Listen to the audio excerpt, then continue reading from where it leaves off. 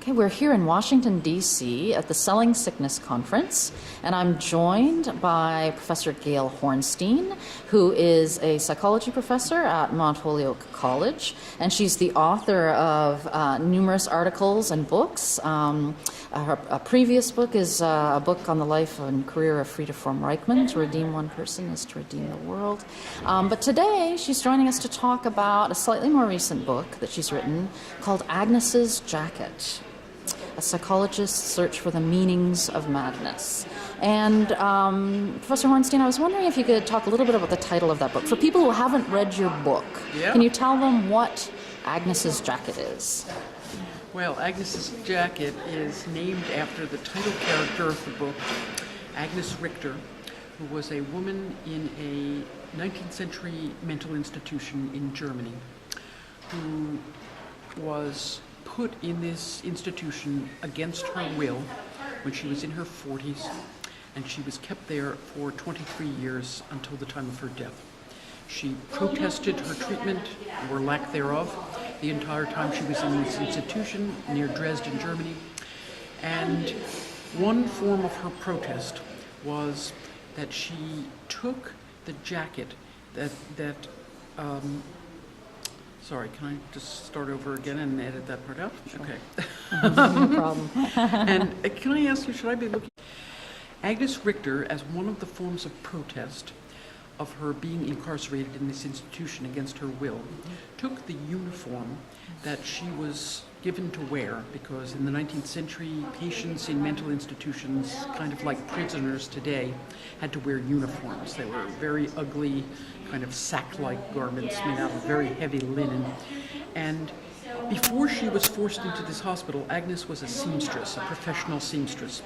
And she took her uniform, she took it apart, she really deconstructed it, and she re-sewed it into a beautiful jacket, a very fancy kind of jacket with a lot of details that only a trained seamstress could create into this jacket.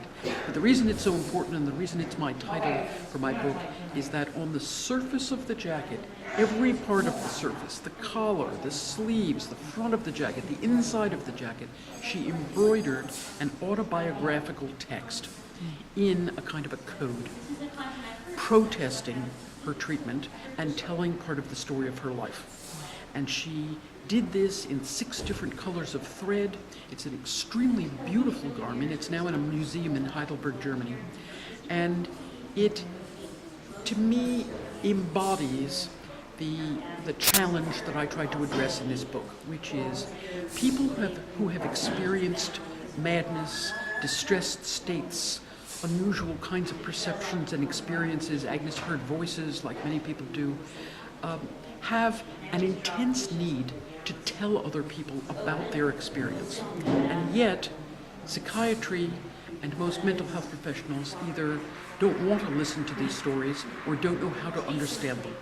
And so we have Agnes's Jacket, which has her story, but it's in a kind of a code that we can't really read. And now it's 100 years old, and part of it is worn away, and no one wanted to hear it at the time she created it.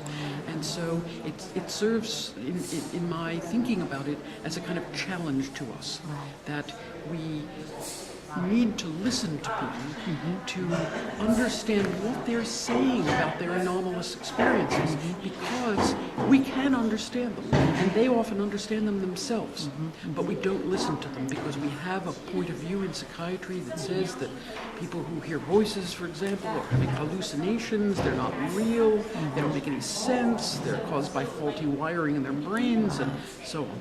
And that was a really powerful message that came across in your book, was that the harm that is done when you tell people who have these experiences that they don't mean anything. Or that they're not happening. Right. The people that I write about who, for example, see things that other people don't see, or hear things that other people don't hear, or are in states of intense fear because of the uncertainty that exists in the world, or the amount of pollution, or warfare, or terrorism, or all the other kinds of things that are going on that are in fact genuinely frightening. People who are in those states, if they're told, no, you're not in that state, you're not hearing that voice, there is no voice, there's nothing you're seeing, there's no reason to be afraid, they feel even crazier than they did before, because all of us have a need to have the realities of our own experience validated by other people. Maybe we don't understand them, and indeed people often need help in understanding them, but one of the things that I write about is how, surprisingly, at least from the point of view of standard mental health theory, people who are in such states can help one another understand them. Right. And that's, tell us a little bit about the process of writing this book and the ways in which you tried to understand these people that you were writing about. Well, part of the reason the subtitle of the book is A Psychologist's Search for the Meanings of Madness is that because I was writing about people's first-person accounts, I didn't want to write from a distanced point of view that made it seem as if I myself didn't have a first-person account. So I don't have a first-person account of psychosis, but I had a first-person account, which I incorporated into a lot of the book, of how I came to understand this whole different way of looking at emotional distress, or as it's often called, mental illness. I don't think that word's so helpful in understanding people's experiences.